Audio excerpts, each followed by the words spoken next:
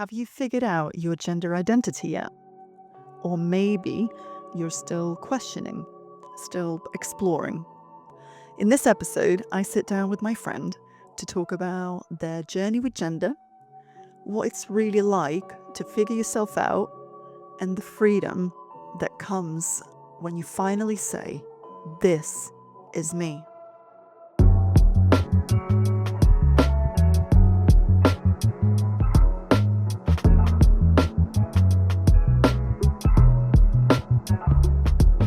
Hi, the rules were never real. It's true. Welcome. Thank you. So, could you introduce yourself and tell us what your pronouns are?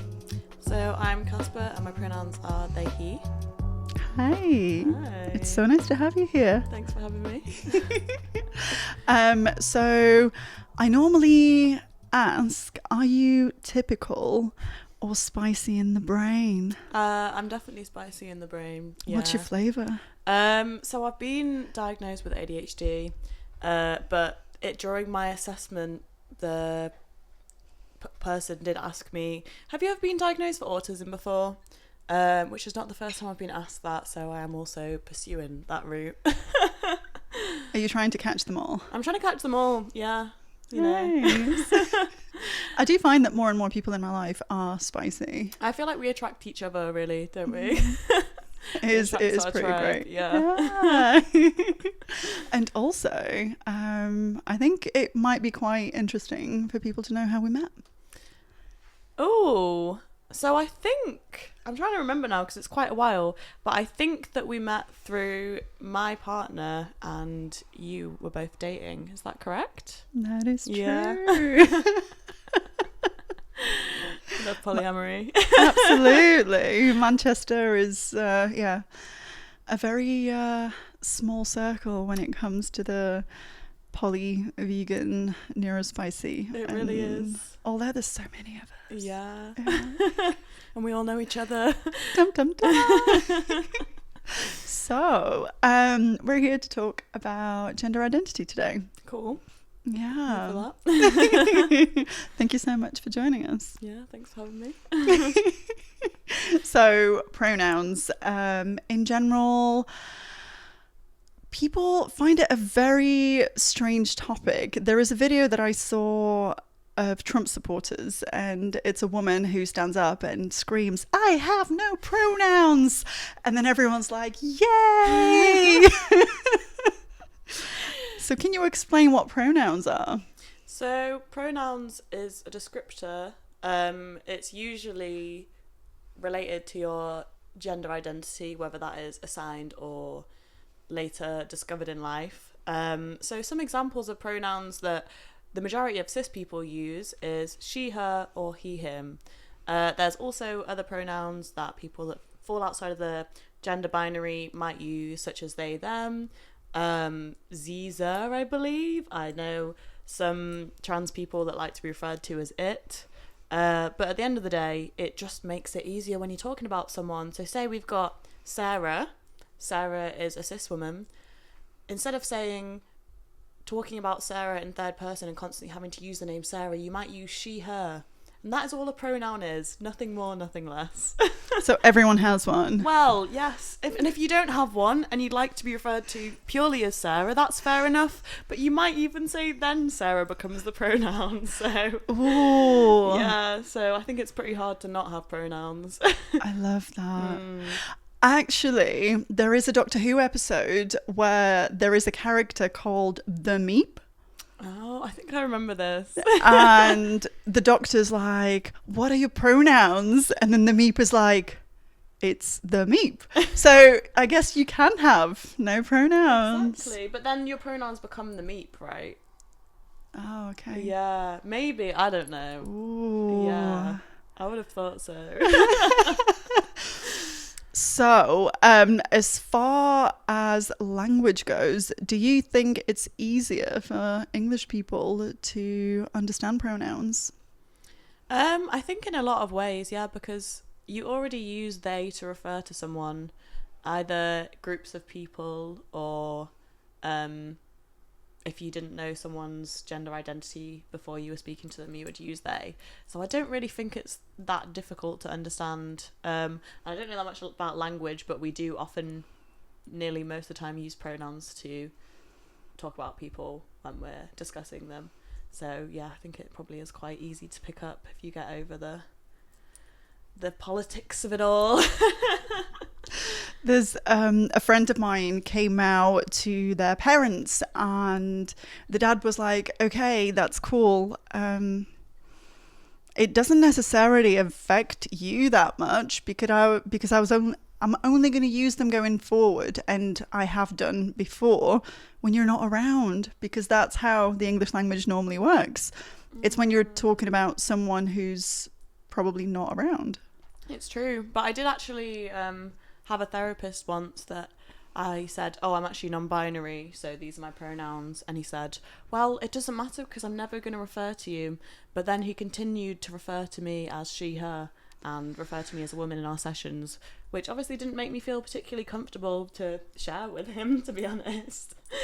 So it is mostly when you're not in the room with someone, but sometimes, obviously, it's in front of them as well, you know. What a good therapist. I know.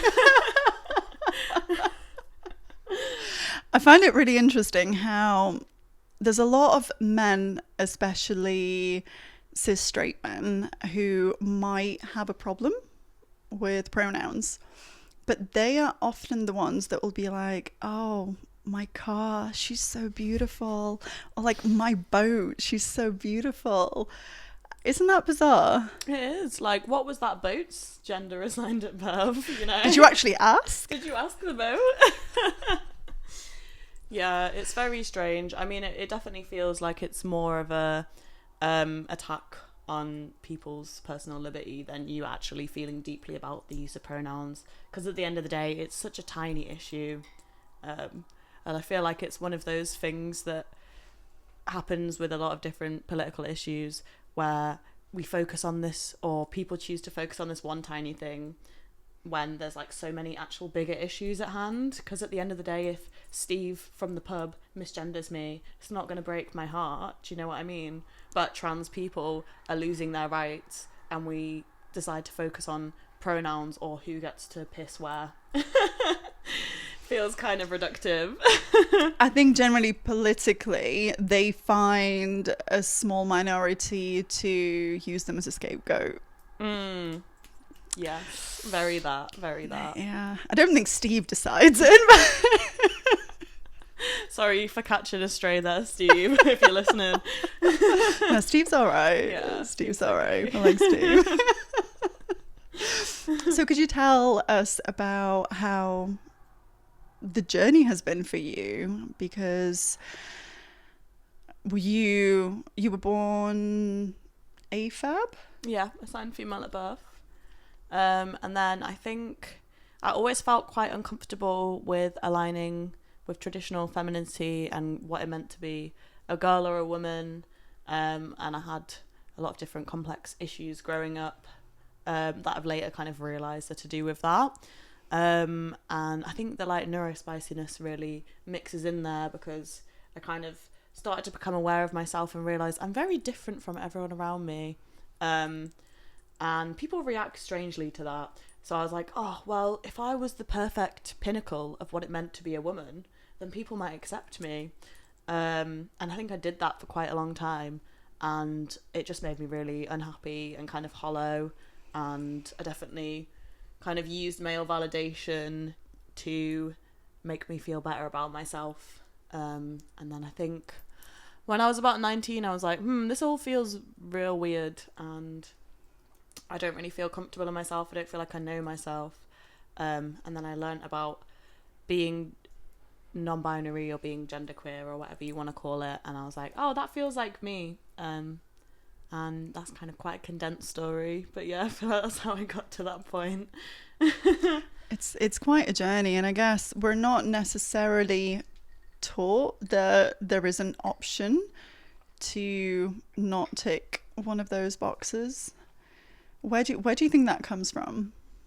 I think it definitely stems from colonialism and religion. Like, if we look at so many other cultures around the world, they had people that were living outside of the gender binary. And then through colonization, that was either eradicated or made taboo. And I think it's just another way of controlling us, because even if we look at people naturally, a lot of people don't fall into the binary. There's people who are intersex. There's like so many different biological gender variations, or sex variations, I should say. And it's just another form of control, because it upholds the patriarchy if you have to be male or female, and that's all you can choose, and you have to sit in your specific roles. So yeah, I think it's quite all interwoven, but I do think it's another form of control. Absolutely. I do think control is the one. And it also makes it easier to, for the algorithm to sell the right thing to you. It's true. Yeah. Like the pink thing, right? You have a vagina? A pregnancy test? I found that such a bizarre thing. I had my tubes tied and I can't have children. And over and over and over, it was like, oh, ovulation tests, pregnancy tests. And it's like, okay, so I have a vagina. Internet, you're not doing very well here. There are other things I like. Thank you very much. But yeah, capitalism hugely taps into that, because it depends on which one you tick. Then it's exactly. like, what can I sell you? You can't even tick any other thing on most government forms in the UK apart from male or female. Yeah. So it literally is a tick box that doesn't exist. Yay, bureaucracy. Yay.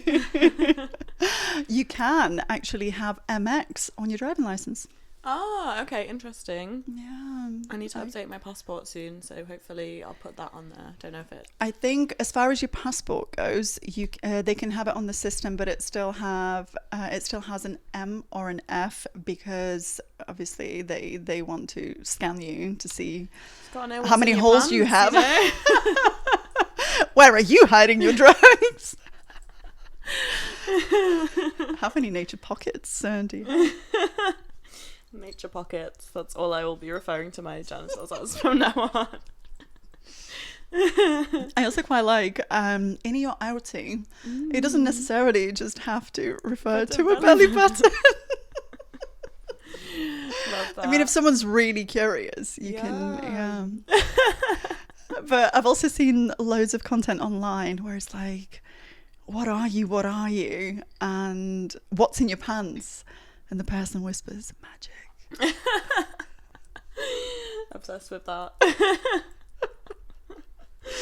Do you think non-binary people attract more non-binary people? What's your circle like?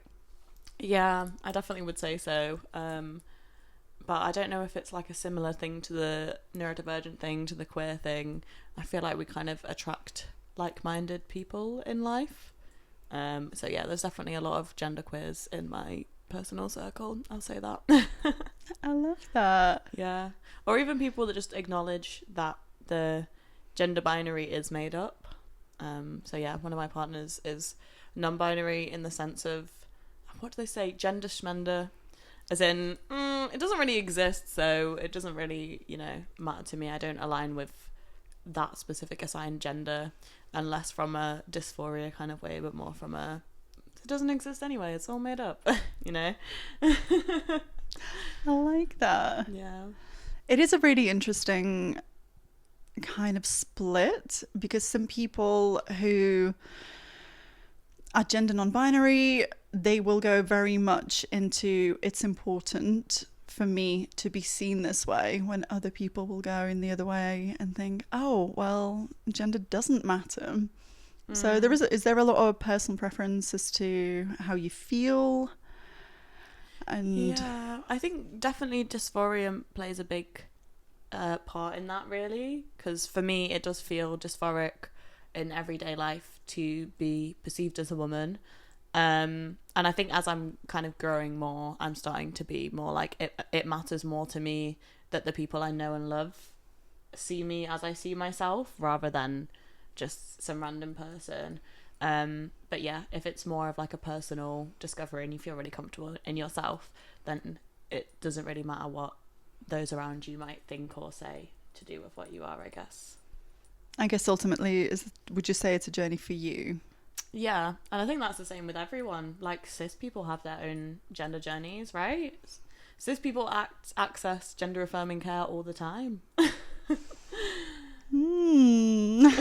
That's another kettle of fish. Like Steve. Like Steve, yeah.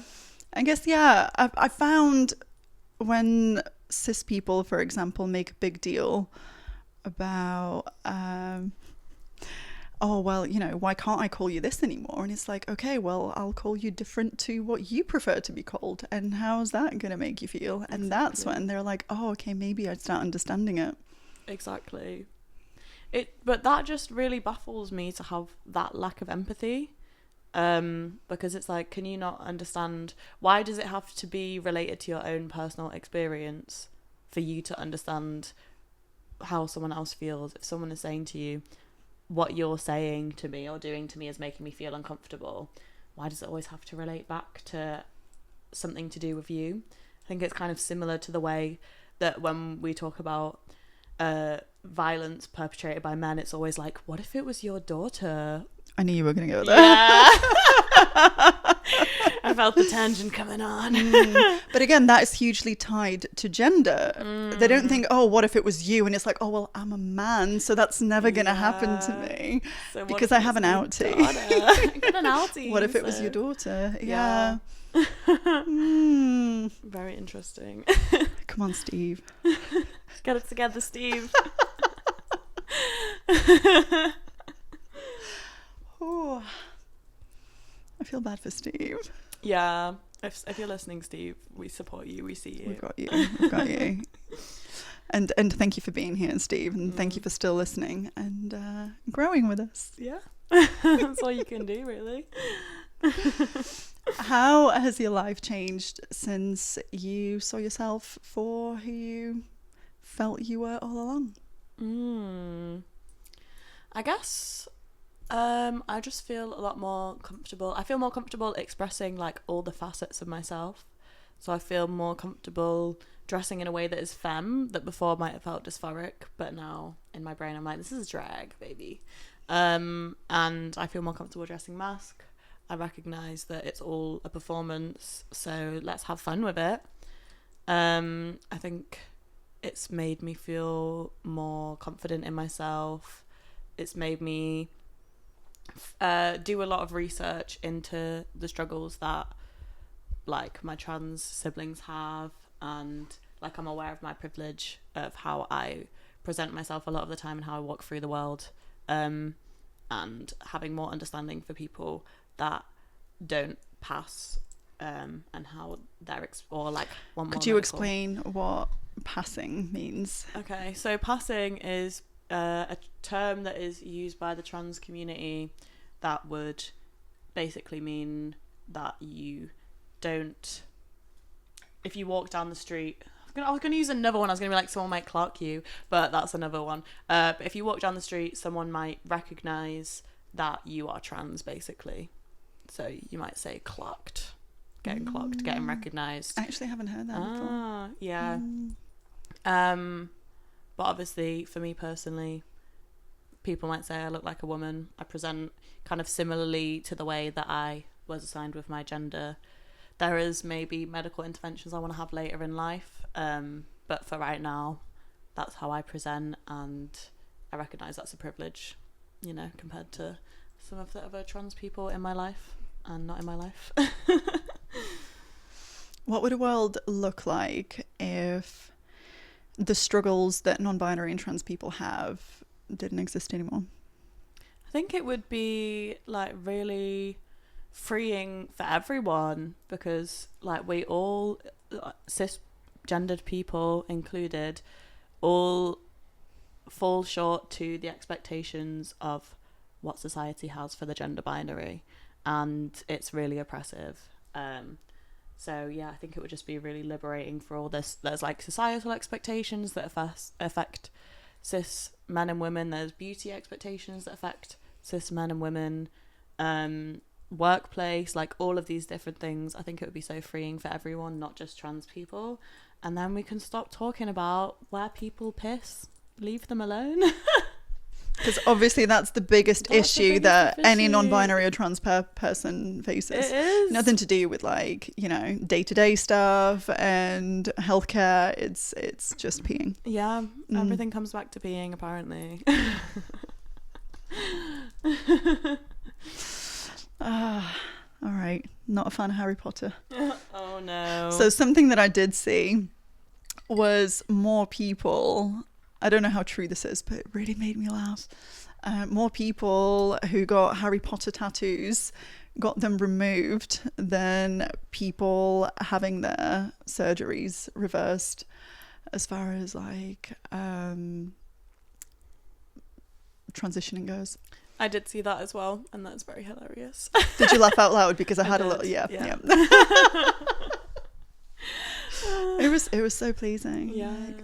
Like, delicious. Yeah, I mean, as a person who was a Harry Potter fan growing up, it just took such a dark turn.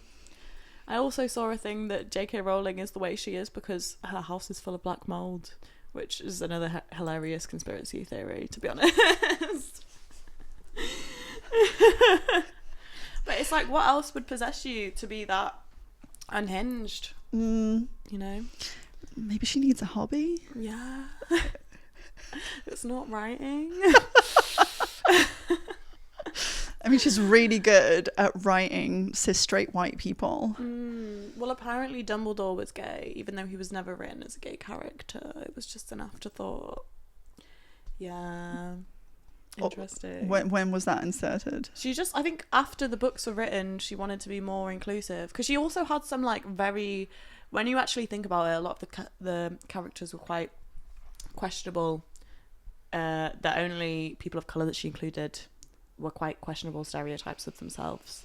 So I think she wanted to be like, you know, I'm inclusive, so Dumbledore was gay. Didn't work though, did it? No. Then it took a dark turn. We see you. Do you know what brings me joy? Knowing how much queer, gay porn exists around Harry Potter. Oh, really? Yeah. Wow. I've never stumbled upon that. Because I no, I haven't like seen it already. No. To be fair, I didn't grow up with Harry Potter. It's just something that I came across completely by accident. Completely innocently. Hentai's not my vibe. I don't know. So are we talking like Harry and Ron, or there's like subcategories and so much going on. Malfoy and Harry? But the fact that so loads of people are probably neurospicy, are probably nerdy, and just all the right things and creative, and those are the people that make great porn. It's true. You've got to be adventurous with it, right?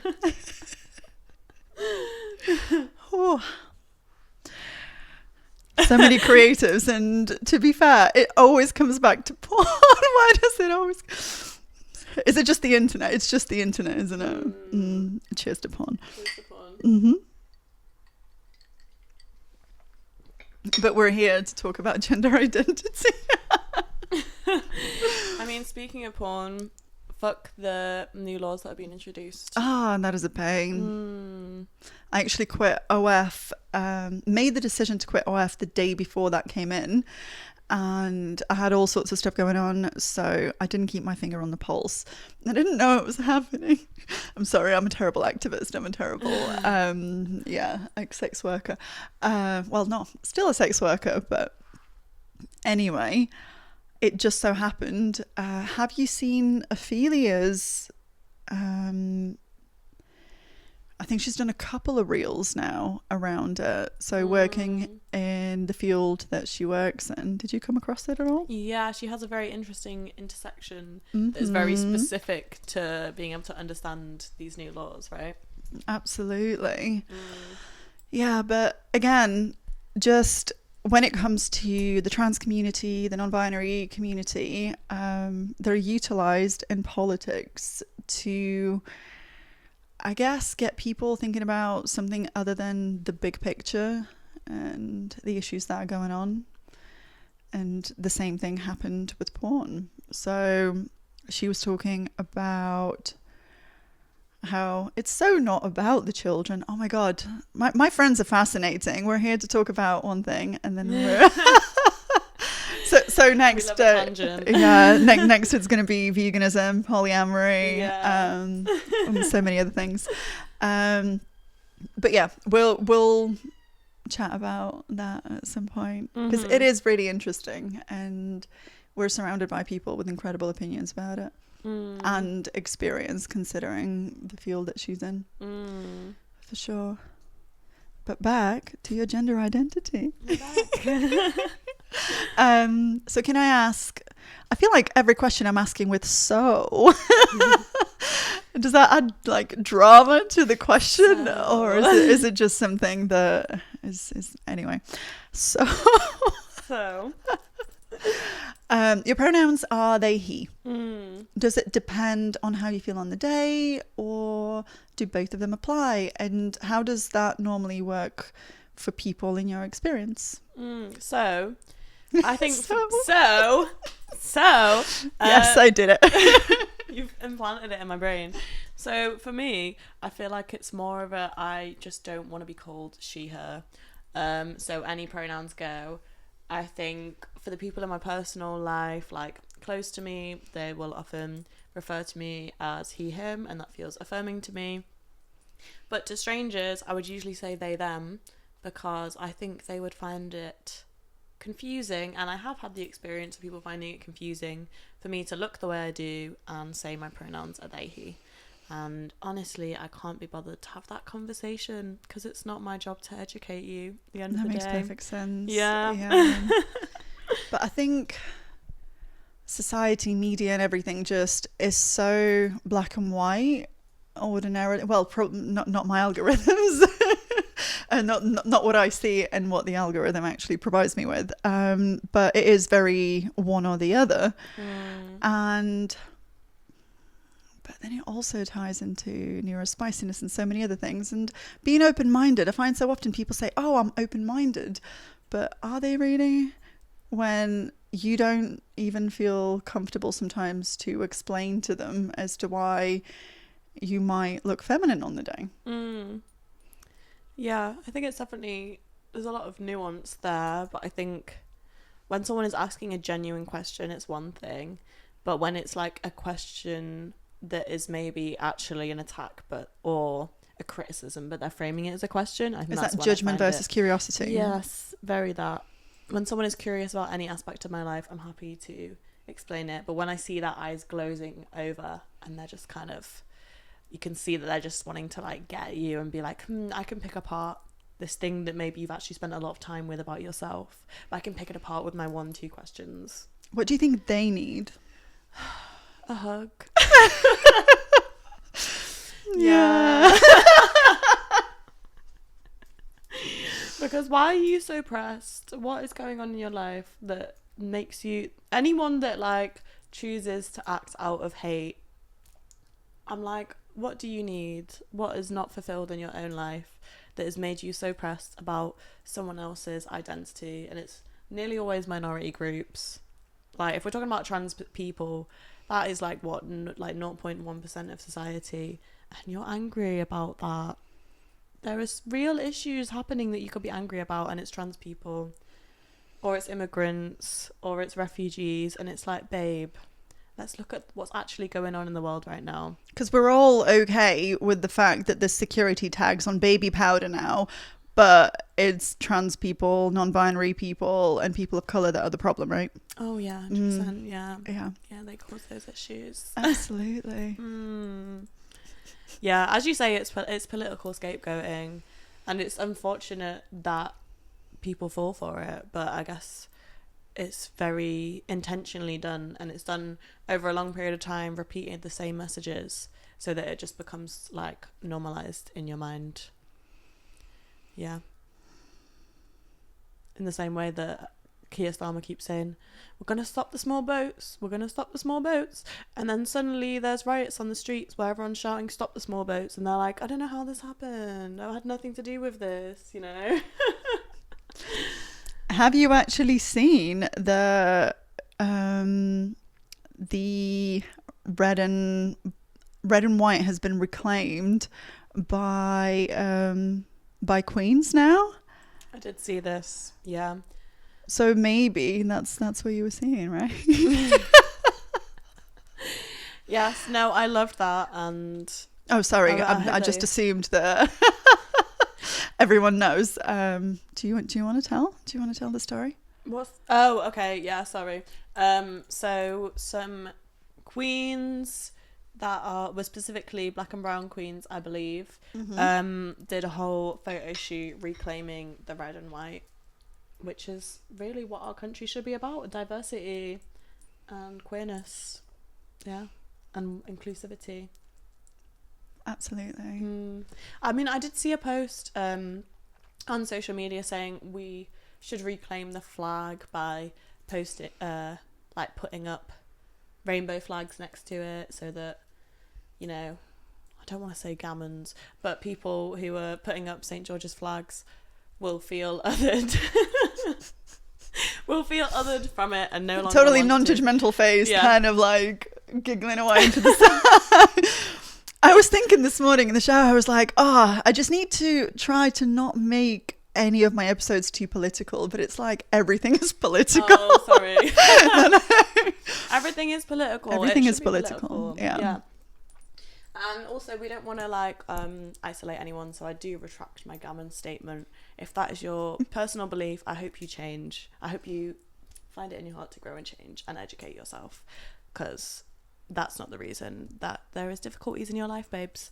I can't remember the original point, but I don't know if reclaiming the flag is something that we should do, because if you were a person walking down the street, especially a person of colour, and you saw St. George's flag, even if it was next to a rainbow, you'd probably just think that's like a fascist gay person, wouldn't you? Realistically. What a combination. I know. And they do exist. They do exist. So queer people come in all shapes and sizes, that is including true. fascists, apparently. But for a really long time, people saw rainbows and thought NHS because of COVID. So maybe we can now flip that, and you'll see St. George's flag and you're like, ooh, yes, queen. Slay. I'm loving our political run. Yeah, me too. But if anyone is listening or watching and are questioning their gender identity and their pronouns and their place in the world, what would you have to say to them? I think I would just say it's okay to embrace fluidity, and it's okay to not know.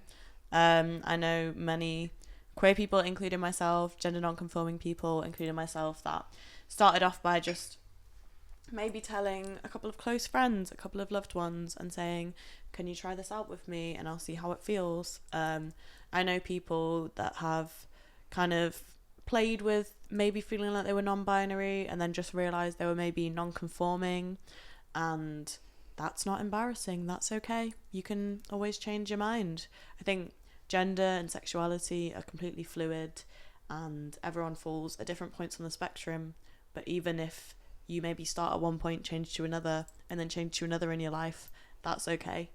So yeah, just do whatever feels comfortable for you at the end of the day. What would you say to the listeners the difference between non-conforming and non-binary is? So I guess with gender non-conforming, it's maybe not necessarily feeling uncomfortable with the assigned gender that you had at birth or the sex. It might just be not conforming to the stereotypes or societal pressures that have been put on you in that identity. So you might be a cis woman, but you might dress pretty masc, but you still feel comfortable being called a cis woman. And then for me, non-binary is kind of an absence of feeling towards either of the binary genders. So feeling like I don't really fit in with either of them. And for me, it is a discomfort as being thought of as a woman. But for some people, it's just like, oh, you know, that doesn't exist. But yeah, I guess also sometimes I feel like people try and make non-binary into the third gender. And like the whole point of being non-binary is like recognizing that the gender binary is kind of constructed. So I don't think there's any one way to be non-binary, because it's kind of aligning with an absence of feeling towards the binary, rather than creating a new one that's like, ooh, I'm androgynous, you know. It really it makes me think about being emo, and it's like, I'm so different, we're all the same. True. Yeah. Big love to. Were you an emo kid? Yeah. Oh, nice. Yeah. I think I still am. I think I was more of a mosher. Ah. I mean, I guess I would just say alternative, but I did and do love My Chemical Romance, so do with that information what you will.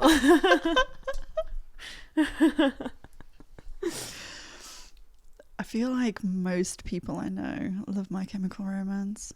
Where do you sit on My Chemical Romance? I know a handful of songs, but I was more new metal, so it was more Korn, Deftones, Tool kind of thing for me. A great selection. Thank you. But no, My Chemical Romance are great. I think you connect with music so much as a teenager when you're introduced to it, but I already had someone that I connected with, and it was new metal. Before My Chemical Romance came to me. That's so fair. So yeah. I mean, that's definitely cooler. I don't think there's a ranking. Okay, no shade to My Chemical No, Romance, but yeah. They're all cool. They're all hella cool. Speaking of My Chemical Romance, so your younger self who was listening to My Chemical Romance with a side friend? Somewhat. I mean, no, I'd say no, actually. Okay, yeah. just emo at your heart, core. yeah. Amazing. If you were having a conversation with them now, what would you say around gender identity? I would just say that it is okay to not fit in, and it's okay to feel weird because you are weird, but at the end of the day, that's like what people like about you, and that's what makes you special, and you don't need to figure anything out so soon. But also, maybe leave those boys alone. Tell them to leave you alone. And you don't need to live for their validation. Go spend more time with the little arty kids, the queer arty kids. Sorry, just spat a little bit there. Thanks. Yeah. Wet that mouth. Oh yeah. Yeah. And speak to your younger self. Oh. But yeah, it's all going to be fine, babe. At the end of the day, spend more time with the weird creative people, which you're already doing, and you will find your tribe, and you will feel so seen and loved. And none of that bullshit is going to matter anymore. At the end of the day, yeah. Because then you grow up and end up with your own tribe and talk about politics, because everything is connected back to, yeah. It is all connected, yeah. Yeah. On that note, the light's gone out, and it was like, and we're done. That's the end of that. It is plugged in, but it was on the battery setting, and then the battery has actually died. Is that the batteries there? There's a lot of batteries on that. No, the batteries are in the light itself. Okay. It's just a little switch. Haha. Oh, thank you. Alice, are you joining us? Alice, do you have any thoughts for us today? She's like, I really enjoyed sitting there, you bastards. Also, give me that vodka orange. What kind of voice do you think your cat would have if she had a voice? Ooh.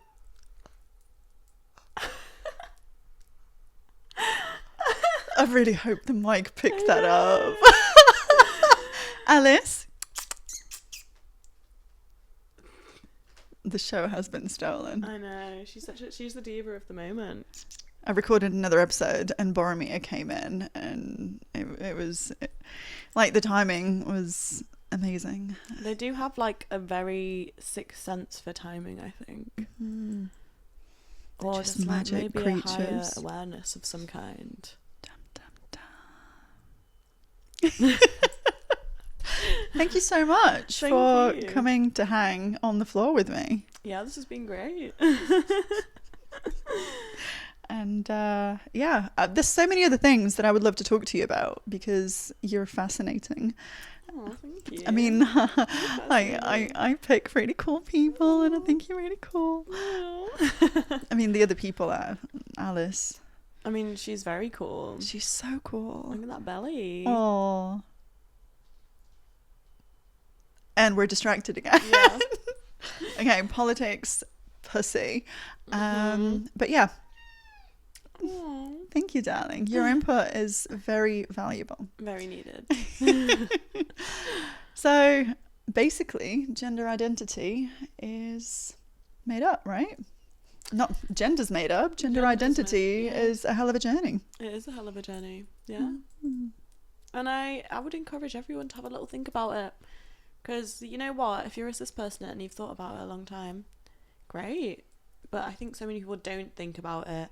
And even if you feel like you align with your assigned gender from birth, you don't really question all of the things that you've been told that relate to that. And that's where the magic happens. So have a think about your gender identity today. How does that feel for you? I dare you. Just a little bit of introspection there. Yeah, maybe do a little bit of reading, you know? And we're going to go and pet a belly because I think, Alice, do you want some belly pets? Alice?